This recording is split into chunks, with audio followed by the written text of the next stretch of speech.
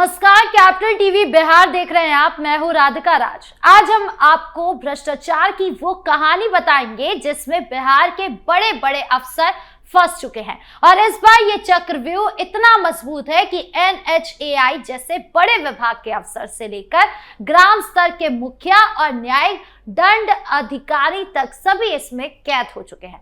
सबसे पहले बात NHAI के पूर्व deputy general manager Prabhanshu Shekhar की, जिनकी 2.85 करोड़ रुपए की संपत्ति प्रवर्तन निर्देशालय यानी ईडी ने एक झटके में जब्त कर ली।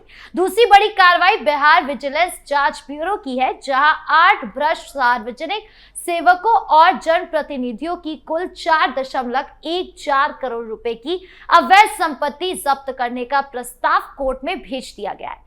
तीसरा बड़ा खुलासा नीतीश सरकार की उस शक्ति का है जो मुखिया से लेकर मजिस्ट्रेट तक हर स्तर पर भ्रष्टाचार की जड़ें हिला रही है। तो क्या कुछ चल रहा है बिहार में, जानेंगे विस्तार से।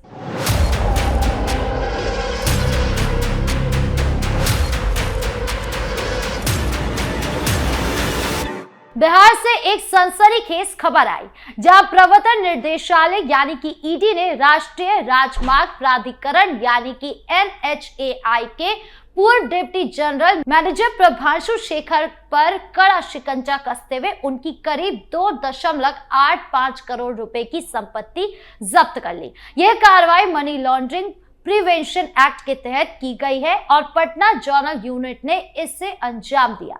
प्रभांशु शेखर साल 2016 से 2022 तक बिहार में NHAI के DGM के पद पर तैनात थे और उन पर गंभीर आरोप है कि उन्होंने ठेकेदार कंपनी अशोका बिल्डकॉन लिमिटेड के साथ मिलीभगत करके बड़े पैमाने पर भ्रष्टाचार किया।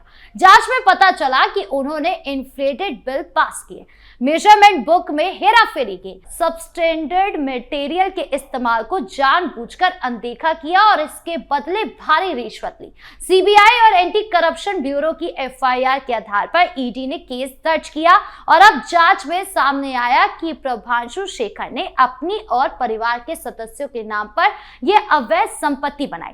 जब्त की गई संपत्तियों में बिहार और दिल्ली में कई फ्लैट, जमीन के प्लॉट, बैंक अकाउंट में जमा राशि, सोने चांदी के जेवर और बीमा पॉलिसियां शामिल है। ईडी की चार्जशीट में बताया गया कि उनकी ज्ञात आय के स्रोतों से कई ज्यादा संपत्ति है। करीब 4.07 करोड़ की डिस्प्रोपोर्शनेट एसेट्स, लेकिन अभी 2.85 करोड़ की ही अटैच की गई है और आगे की जांच में और खुलासे हो सकते हैं। यह कार्रवाई बिहार में हाईवे निर्माण प्रोजेक्ट्स में होने वाले घोटाले पर सीधा प्रहार है। बिहार में सालों से राष्ट्रीय राजमार्गों के निर्माण में अनियमितताएं होती रही है।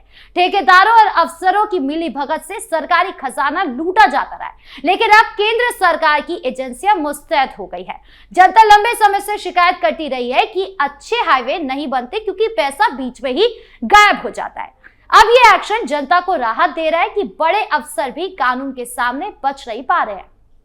लोग सोशल मीडिया पर तारीफ कर रहे हैं कि आखिरकार सरकारी प्रोजेक्ट में पारदर्शिता आएगी और बिहार को अच्छे रोड मिलेंगे। नीतीश सरकार भी केंद्र के साथ मिलकर ऐसे मामले में सहयोग कर रही है, जिससे विकास की गति तेज होगी। यह सिर्फ एक अफसर की कहानी नहीं बल्कि पूरे सिस्टम को साफ करने की शुरुआत है। आगे और ऐसे मामले सामने आएंगे और भ्रष्टाचार की जड़ें कमजोर पड़ेगी। कुल मिलाकर ये ईडी की कार्रवाई बिहार में भ्रष्टाचार के खिलाफ एक बड़ी मिसाल बन गई। अब बात करते हैं बिहार विजिलेंस जांच ब्यूरो की उस व्यापक कार्रवाई की जो राज्य स्तर पर भ्रष्टाचार की कमर तोड़ रही है। विजिलेंस ब्यूरो ने 8 भ्रष्ट सार्वजनिक सेवकों और जनप्रतिनिधियों की कुल 4.14 करोड़ रुपए की अवैध संपत्ति जब्त करने का प्रस्ताव विशेष कोर्ट में भेज दिया है। ये मामले साल 2012 से 2019 के बीच के हैं और इनमें हर स्तर के लोग शामिल हैं। नाम है पूर्व मुखिया प्रमोद कुमार राय और मैनेजर यादव, अधीक्षण अभियंता ओम प्रकाश मांझी जो पहले ही सर्विसेज से बर्खास्त हो चुके हैं, न्यायिक दंड अधिकारी राकेश कुमार राय जिनकी संपत्ति 41 लाख से ज्यादा की है, forest range officer Dilip Kumar की 88 लाख, SDO विजय प्रताप सिंह की 62 लाख, टैक्स दरोगा अजय कुमार गुप्ता और CDPO फुलपुरी देवी। सबसे बड़ी अवैध संपत्ति पूर्व मुखिया मैनेजर यादव की है, जो 1.70 करोड़ रुपए की बताई जा रही है। अवैध संपत्ति पूर्व मुखिया मैनेजर यादव की है, जो 1.70 करोड़ रुपए की बताई जा रही है। विजिलेंस DG जितेंद्र सिंह गंगवार ने स्पष्ट कहा कि भ्रष्टाचार पर पूर्ण सख्ती बरती जाएगी और ये अभियान रुकेगा नहीं। अब तक कुल 119 मामले में 96.76 करोड़ रुपए की अवैध संपत्ति जब्त करने के प्रस्ताव भेजे जा चुके हैं और इनमें से 11 मामले में 6.03 करोड़ की संपत्ति पहले ही जब्त हो चुकी है। कोर्ट से मंजूरी मिलते ही 4.14 करोड़ भी जब्त हो जाएंगे। ये कार्रवाई अलग अलग जिले जैसे कि समस्तीपुर, पश्चिम चंपारण, दरभंगा, लखीसराय, गोपालगंज, मोतिहारी और पटना रूरल से जुड़ी है। ग्राम पंचायत स्तर से लेकर न्यायिक सेवा तक कोई भी सुरक्षित नहीं है। विजिलेंस ने स्पेशल सेल बनाने का भी प्लान बनाया है ताकि पुराने केस जल्द निपट सके और भ्रष्टों को सजा मिले। बिहार में नीतीश सरकार की ये मुहिम जनता के बीच काफी लोकप्रिय हो रही है, क्योंकि लोग देख रहे हैं कि छोटे बड़े सभी भ्रष्टाचारी अब कानून के शिकंजे में आ रहे हैं।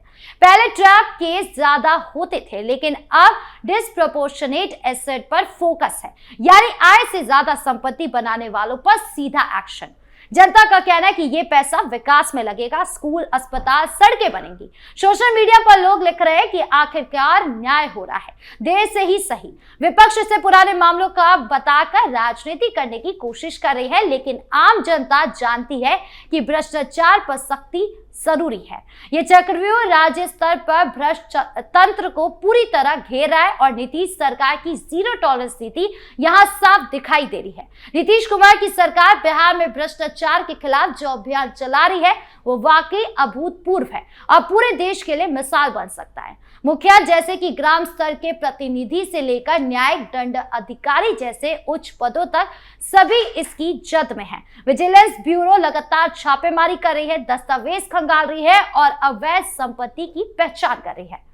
पुराने मामले जो सालों से लंबे थे अब तेजी से निपट रहे हैं। सरकार का कहना है कि भ्रष्टाचार से विकास रुकता है और बिहार को आगे बढ़ाने के लिए सिस्टम को साफ करना बेहद जरूरी है। जनता लंबे समय से परेशान थी कि सरकारी योजनाओं का पैसा बीच में ही गायब हो जाता है, गरीबों तक पहुंचता ही नहीं है। अब ये सख्ती पारदर्शिता ला रही है और लोग खुश हैं। कई जगहों पर जनता खुद विजिलेंस को सूचनाएं दे रही है। नीतीश सरकार ने विजिलेंस को मजबूत किया है, स्टाफ बढ़ाया है और तकनीक का इस्तेमाल शुरू किया है। ये मुहिम सिर्फ संपत्ति जब्ती तक नहीं रुकेगी, बल्कि सजा तक जाएगी ताकि दूसरों को भी सबक मिले। आखिर में देखा जाए तो ईडी और विजिलेंस ब्यूरो की ये संयुक्त मुहिम भ्रष्टाचार के पूरे नेटवर्क को चक्रव्यूह में कैद कर रही है।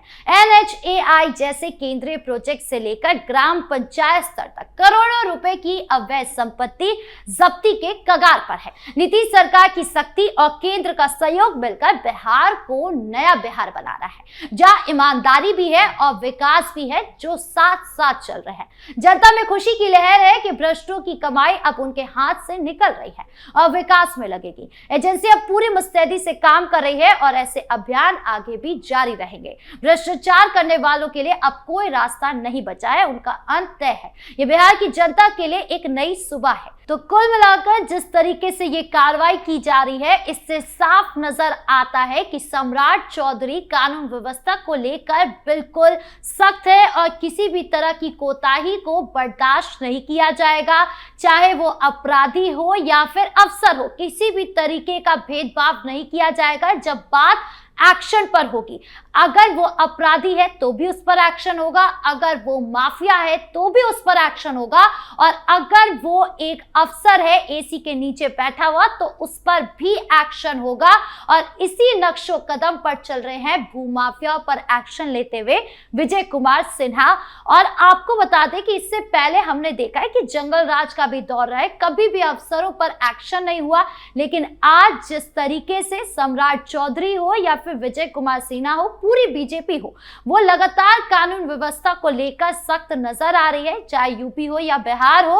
और यही सीख जो है वो विपक्ष को भी कहीं ना कहीं मिल रही है कि अगर उन्होंने अपने कार्यकाल में इस तरीके से एक्शन लिया होता, इसी तरीके से काम किया होता जिस तरीके से आज सम्राट चौधरी कर रहे हैं, तो आज शायद वो विपक्ष में ना बैठे होते और जनता उन्हें पसंद कर रही होती। लेकिन ऐसा कुछ भी होता नजर नहीं आया, ना कोई सीख ली पाए, ना कुछ सीख पाए। और इसी की वजह से आज देखा जाता है कि विपक्ष ना कोई सवाल कर पाता उनसे, और बल्कि वो जाकर छुट्टियां मना रहा होता है। और यही छुट्टियां आज उनको भारी पड़ती हुई भी नजर आ रही है। जनता कह रही है कि अगर आप हमारे सवाल नहीं पूछेंगे सरकार से तो हम क्या करेंगे, सरकार से सवाल कौन पूछेगा, आप ही तो माध्यम है जिसकी वजह से हम अपने सवाल पूछ सकते हैं। लेकिन यहाँ पर तो सारा खेल ही पलट जाता है। विपक्ष जो है, चाहे तेजस्वी यादव हो या राहुल गांधी हो, जब तक चुनाव होते हैं वो चुनाव में सामने खड़े होते हैं, जनता से बात करते हैं, दलितों के घर जाते हैं, वहां खाना खाते हैं, लेकिन जैसे ही चुनाव खत्म होते हैं वो गायब हो जाते हैं। ये दिखाता है कि किस तरीके का दोहरा व्यवहार जो है वो सम्राट चौधरी के खिलाफ किया जाता है, या फिर दोहरा व्यवहार जो है वो जनता के खिलाफ किया जाता है, जो सम्राट चौधरी ने एक्सपोज कर दिया है और ये दिखा दिया है कि सरकार लगातार काम कर रही है। आपकी इस पूरे मामले को लेकर क्या राय है, कमेंट बॉक्स में जरूर बताएं। धन्यवाद।